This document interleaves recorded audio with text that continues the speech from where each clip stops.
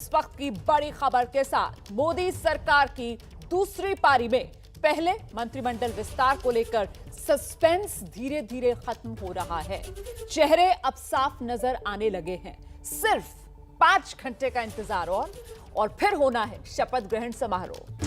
जो नए मंत्री बनने वाले हैं वो शपथ से पहले प्रधानमंत्री से मुलाकात करने उनके आवास पहुंच चुके हैं और इस बीच जानकारी सामने निकल कर आ रही है, देबश्री चौधरी को मोदी मंत्रिमंडल से हटाया जा सकता है। जो फेरबदल की बात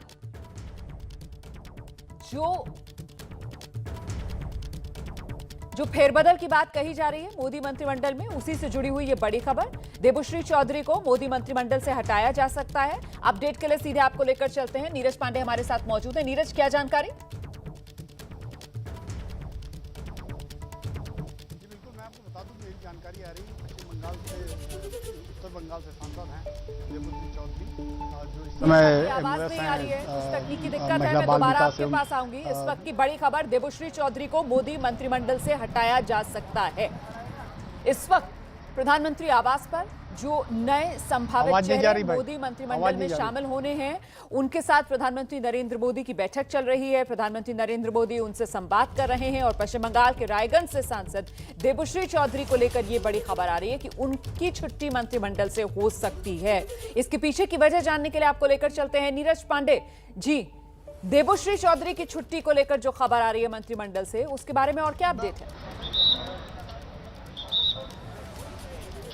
रोमाना, मैं आपको बता दूं, जानकारी ये आ रही है कि देबश्री चौधरी चूंकि उत्तर बंगाल से सांसद हैं, उनको ड्रॉप किया जा सकता है। फिलहाल वो महिला बाल विकास मंत्रालय में राज्य मंत्री का काम देख रही हैं, लेकिन चूंकि उत्तर बंगाल से निशित प्रमाणिक, जो कि राजवंशी समाज के बड़े नेता माने जाते हैं, सांसद हैं और इस बार उन्होंने विधानसभा चुनाव भी लड़ा था, तो उनको शायद केंद्रीय मंत्रिमंडल में शामिल किया जा रहा है। फिलहाल हमने उन्हें देखा नहीं प्रधानमंत्री आवास के अंदर जाते हुए, लेकिन ऐसा कहा जा रहा है कि वो भी अंदर पहुंच चुके हैं और अंदर शामिल। तो निशित प्रमाणिक जो एक बड़े नेता हैं राजवंशी समाज के, उनको वो भी उत्तर बंगाल से ही आते हैं, तो उनको मोदी मंत्रिमंडल में शामिल किया जा सकता है। और यही एक कारण माना जा रहा है कि चूंकि उत्तर बंगाल से 2 लोगों को मंत्रिमंडल में नहीं रखा जाएगा, तो एक किसी को ड्रॉप किया जाना था। तो सूचना ये आ रही है कि देबश्री चौधरी को कह दिया गया है इस्तीफा देने के लिए, तो देबश्री चौधरी का इस्तीफा हो सकता है। और निशित प्रमाणिक जो कि राजवंशी समाज के नेता हैं और सांसद भी हैं कूच बिहार से, उनको लिया जा सकता है मोदी मंत्रिमंडल में। आप रहिए मेरे साथ में, लौटूंगे आपके पास। इस बीच एक और बड़ी खबर आ रही है। देखिए, सुशील मोदी का नाम चल रहा था लगातार उन नए चेहरों में, संभावित चेहरों में, जिन्हें मंत्रिमंडल में जगह दी जा सकती है। सुशील मोदी जो बिहार में डिप्टी सीएम रहे लंबे वक्त तक, लेकिन अब राज्यसभा पहुंच चुके हैं सुशील मोदी, और ऐसे में कयास थे कि उन्हें मंत्रिमंडल में जगह मिलेगी। सीधे आपको पटना लेकर चलते हैं। निधिश्री हमारे साथ मौजूद हैं। निधिश्री, कयास तो बहुत लगाए जा रहे थे सुशील मोदी के नाम को लेकर, लेकिन क्या दिल्ली के लिए निकले सुशील मोदी या अभी भी पटना में ही है? जी बिल्कुल, देखिए, जब से मंत्रिमंडल एक्सपेंशन को लेकर के बात हुई, चर्चा हुई, तब से ये कयास लगाए जा रहे थे कि सुशील मोदी को एक बड़ा मंत्रालय मिल सकता है, बल्कि उनके लिए जो सुरक्षित रखा गया, ये कयास लगाए जा रहे थे। लेकिन आज सुबह तकरीबन 6:30 बजे से मैं उनके घर पर ही मौजूद हूँ, घर के बाहर। और सुशील मोदी घर से बाहर सिर्फ एक बार सुबह निकले, किसी निजी कारण से निकले थे, और उसके बाद घर पर जो बैठे, उसके बाद एक बार भी घर से उन्होंने बाहर कदम नहीं रखा। और जो मेरी जानकारी है एयरपोर्ट के सूत्रों से, जो हमने पता किया है कि आज कोई भी फ़्लाइट उनकी नहीं है उनके नाम से। दोपहर 3 बजे तक जितनी फ़्लाइट्स पटना से दिल्ली जाती है, उसमें से किसी में भी सुशील मोदी कम से कम नहीं जा रहे, तो वो अपने घर पर ही मौजूद है। और जो मुझे इसके अलावा जानकारी मिली है कि सुबह तकरीबन 10 से 11 बजे तक वो इंतज़ार कर रहे थे कि फ़ोन आए। उनका जो दिल्ली में घर है, आवास है, वहाँ पर भी उन्होंने फ़ोन पर जो है वो PAPS जो होते हैं, वहाँ उनको बिठा कर रखा था कि कहीं अगर फ़ोन आ जाए तो शायद कुछ जानकारी मिल जाए, उनको भी वहाँ मंत्रिमंडल विस्तार को लेकर के आमंत्रण मिले। लेकिन ना तो पटना ना ही दिल्ली आवास पर अब तक फ़ोन नहीं आया। तो अब जो कंफर्म हो रहा है वो यही कि आज सुशील मोदी नहीं जा रहे दिल्ली। जी, बहुत बहुत शुक्रिया इस तमाम जानकारी के लिए। जल्दी से आपको लेकर चलते हैं अब अपने सहयोगी विकास भदौरिया के पास। तो विकास, इससे साफ हो रहा है कि बिहार की अगर बात की जाए तो बिहार के कोटे से सिर्फ सहयोगियों को ही इस मंत्रिमंडल विस्तार में जगह मिलने जा रही है।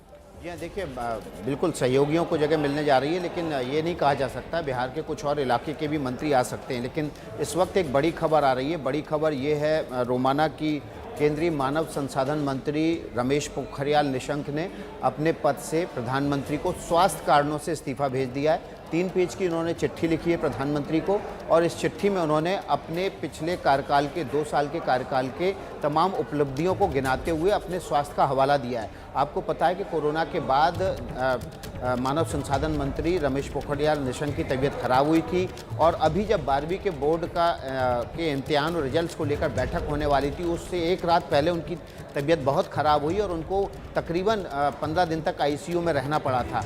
दोबारा तबीयत खराब होने के बाद अभी वो स्वास्थ्य लाभ ले रहे हैं, तबीयत उनकी पूरी तरह से ठीक नहीं है और इसी बीच उन्होंने 3 पेज की चिट्ठी लिखकर प्रधानमंत्री को अपना इस्तीफा भेजा है, जिसमें अपनी उपलब्धियां मंत्रालय के कामकाज को गिनाते हुए स्वास्थ्य कारणों से अपने आप को कैबिनेट से फ्री करने का, मुक्त करने का उन्होंने गुजारिश की है और ये इसको इस्तीफ़ा माना जा सकता है। हालांकि उन्हें अगर पद से मुक्त होना है तो 1 लाइन का एक इस्तीफ़ा अलग से भेजना पड़ेगा, जिसको प्रधानमंत्री राष्ट्रपति को भेजेंगे और उसके बाद उनका इस्तीफ़ा मंजूर होगा। लेकिन फिलहाल इस वक्त की बड़ी खबर ये है कि रमेश पोखरियाल निशंक ने अपने पद से इस्तीफ़ा दे दिया है और उन्होंने स्वास्थ्य कारणों को एक बड़ी वजह बताया है। बिल्कुल, स्वास्थ्य कारणों को एक बड़ी वजह बताते हुए केंद्रीय शिक्षा मंत्री रमेश पोखरियाल निशंक ने अपने पद से इस्तीफा प्रधानमंत्री नरेंद्र मोदी को भेज दिया है। जैसे कि विकास बता रहे थे, पहले कोरोना हुआ, उसके बाद पोस्ट कोविड कॉम्प्लिकेशंस की वजह से भी लंबे वक्त तक वो अस्पताल में भर्ती रहे और इस बीच ये तस्वीरें जो आप देख रहे हैं प्रधानमंत्री के आवास से गाड़ियों का काफिला बाहर आते हुए। नीरज पांडे हमारे साथ मौजूद है। नीरज, कुछ चेहरे देख पा रहे हैं आप? कौन कौन है जो बाहर निकल रहा है इसमें?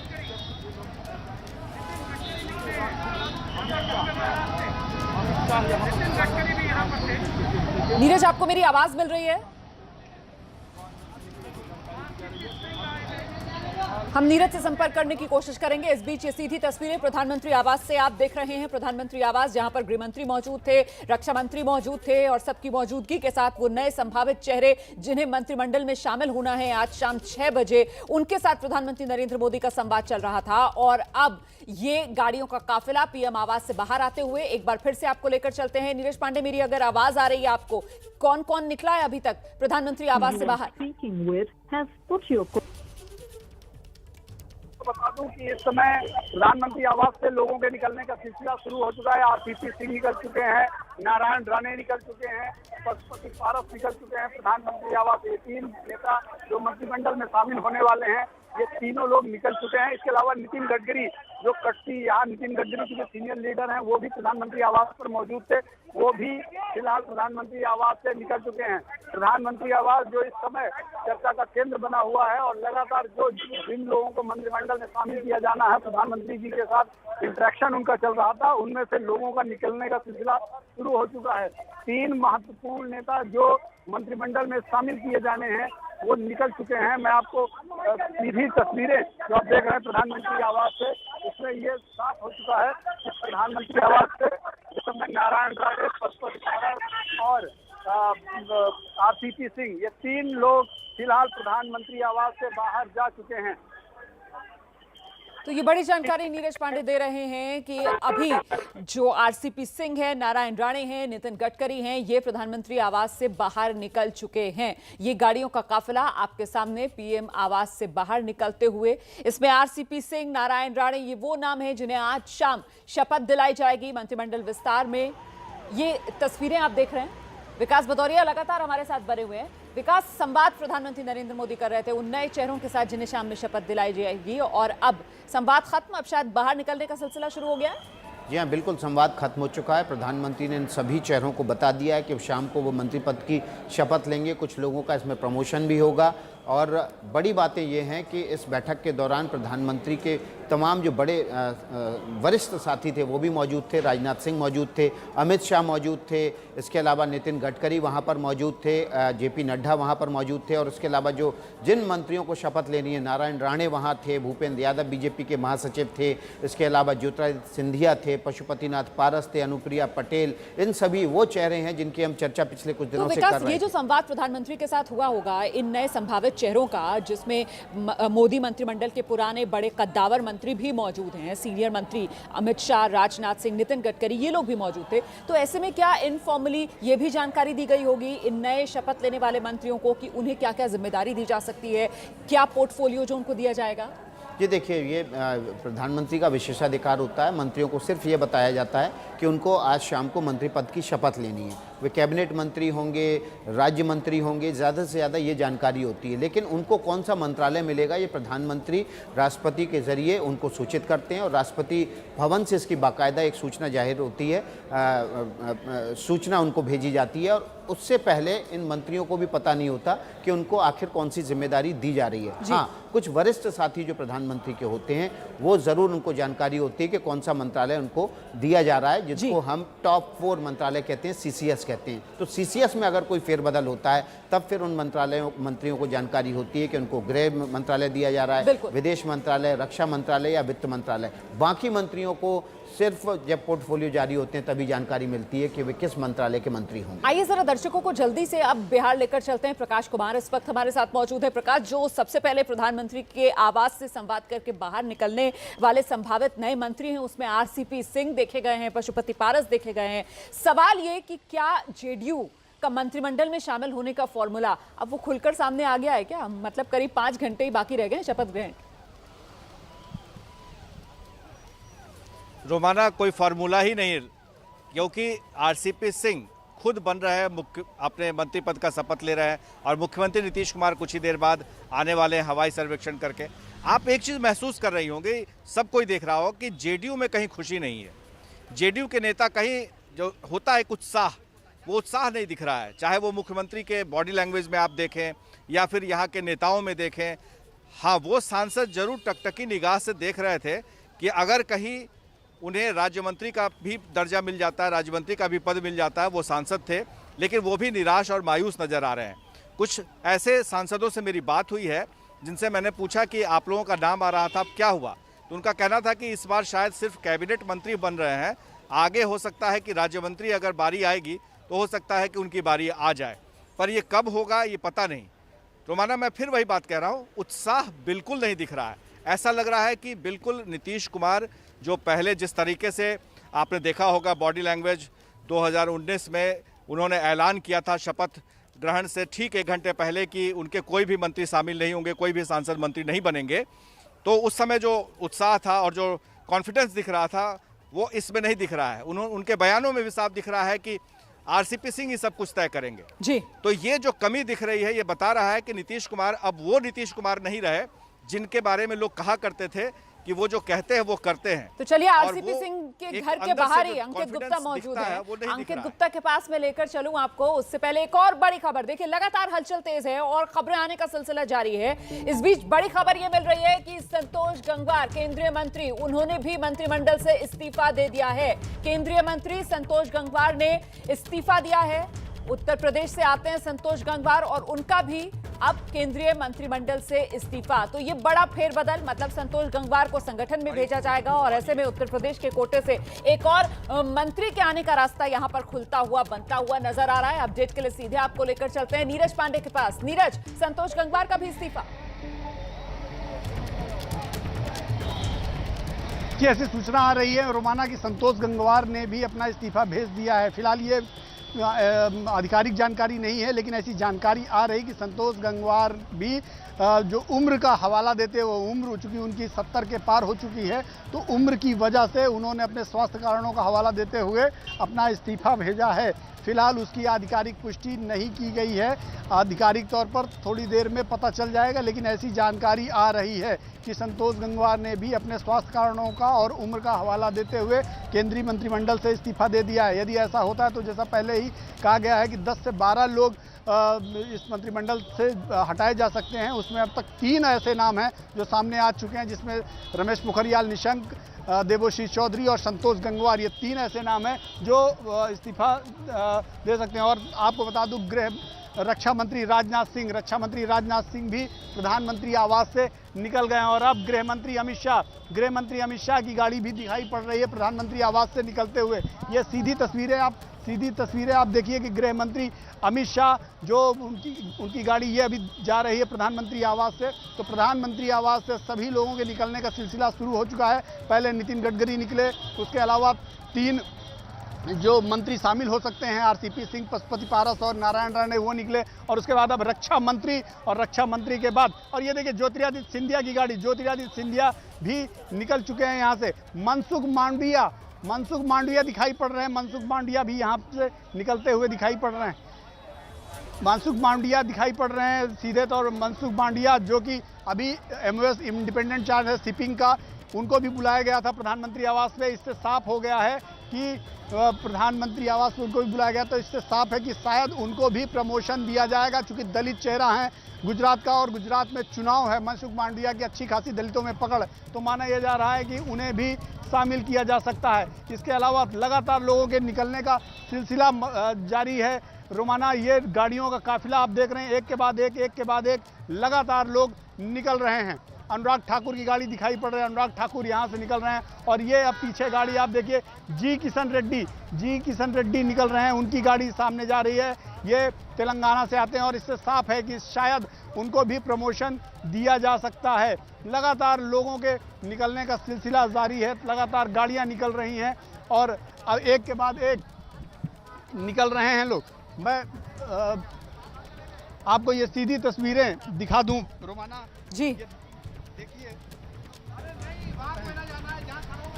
तो ये जी, तस्वीरें रोमाना। जो आप देख रहे हैं प्रधानमंत्री आवास के बाहर से, कुल मिलाकर पीएम आवास पर जो हाई लेवल मीटिंग चल रही थी वो खत्म हो गई है और आप देख सकते हैं एक के बाद एक गाड़ियों के बाहर आने का सिलसिला जारी है। राजनाथ सिंह, अमित शाह, नितिन गडकरी, ये तमाम लोग बाहर निकल चुके हैं और साथ ही वो संभावित चेहरे जिन्हें आज शाम 6 बजे मंत्रिमंडल में शामिल किया जाएगा, शपथ दिलाई जाएगी, उनके भी बाहर आने का सिलसिला लगातार जारी है। कुछ ही देर पहले ज्योतिरादित्य सिंधिया निकले हैं। सबसे पहले निकलने वालों में आरसीपी सिंह, पशुपति पारस, नारायण राणे थे और अब मनसुख मांडविया, अनुराग ठाकुर, जी किशन रेड्डी, इनकी गाड़ियां भी बाहर निकलती हुई नजर आ रही हैं। तो हाई लेवल मीटिंग जो प्रधानमंत्री नरेंद्र मोदी के घर पर चल रही थी वो फिलहाल खत्म हो गई है। इंतजार और कम होता हुआ शाम 6 बजे मंत्रिमंडल विस्तार और शपथ ग्रहण समारोह, संभावित मंत्रियों से पीएम मोदी की मुलाकात खत्म। और महत्वपूर्ण यह है कि अगला साल 2022 जो चुनावी साल है, जिसमें 7 राज्यों में चुनाव होने हैं, ऐसे में खास तौर से इन राज्यों पर कहीं ना कहीं बीजेपी का फोकस, इसीलिए आप चाहे एमओएस इंडिपेंडेंट चार्ज शिपिंग का जिनके पास है मनसुख मांडविया या अनुराग ठाकुर एमओएस फाइनेंस जो हिमाचल से आते हैं, मतलब गुजरात और हिमाचल, ये भी वो 2 राज्य हैं जिसमें 2022 के आखिर में चुनाव होना है और उनको पदोन्नति दी जा सकती है, ऐसे कयास लगाए जा रहे हैं। वो भी प्रधानमंत्री आवास से बाहर निकलते हुए ये तस्वीरें आपके सामने। विकास भदौरिया लगातार हमारे साथ बने हुए हैं। तो विकास, कुल मिलाकर 2022 एक तरीके से बड़ा चुनावी साल, उत्तर प्रदेश, पंजाब, हिमाचल, गुजरात, ये वो तमाम राज्य हैं जहां अगले साल चुनाव होने हैं और इन्हें साधने की कहीं ना कहीं इस मंत्रिमंडल विस्तार में कोशिश। जी हाँ, बिल्कुल। देखिए, जैसा कि हमने आपको कल से शाम से बता रहे हैं कि इस पूरे जो मंत्रिमंडल विस्तार का जो मैसेज होगा वो चुनावी राज्यों के लिए होगा, उन तमाम बिरादरियों के लिए होगा जिनको ओबीसी, पिछड़ा वर्ग, एससी, एसटी कहा जाता है। इनके 47 के आसपास मंत्री होंगे इस विस्तार के बाद मोदी कैबिनेट में। 5 माइनॉरिटी मिनिस्टर होंगे। मुझे आपको रोकना पड़ेगा विकास भदौरिया, अंकित गुप्ता के पास बड़ी खबर आ रही है, क्या अपडेट है अंकित? पहुंचे हैं क्या कुछ? अरे कुछ देर वेट कर लीजिए ना। नहीं तो जेडीयू से कौन कौन? अरे अभी वेट कर लीजिए, बताएंगे। लेकिन जो है ये तय हो गया है कि जेडीयू से कितने लोग? अरे थोड़ा देर वेट कर, इंतजार तो हो रहा है लेकिन प्रधानमंत्री से आप लोग जो मिलके, अरे थोड़ा देर इंतजार कर लीजिए।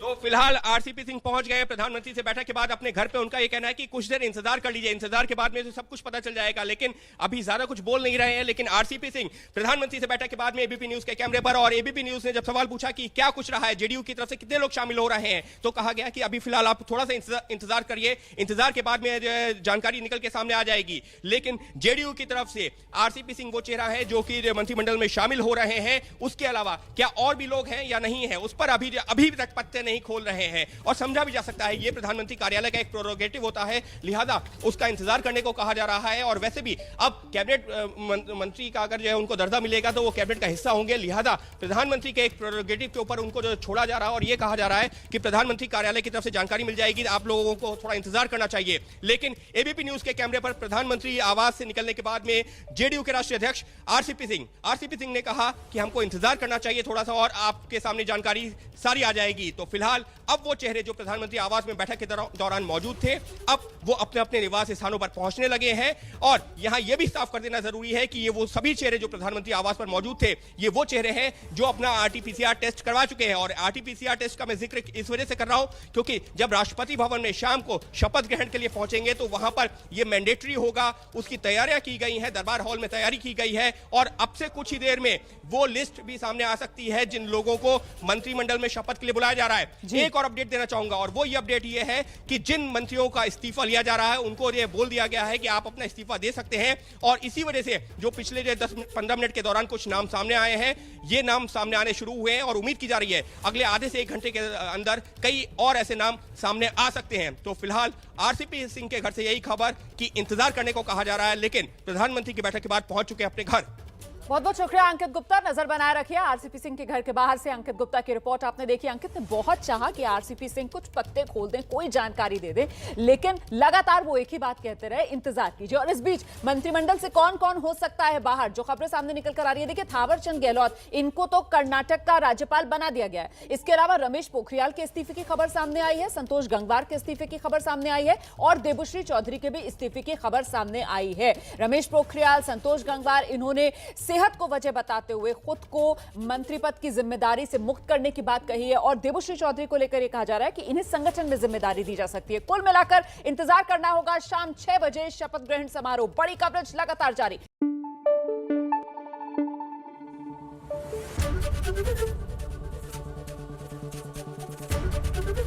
ABP न्यूज आपको रखे आगे।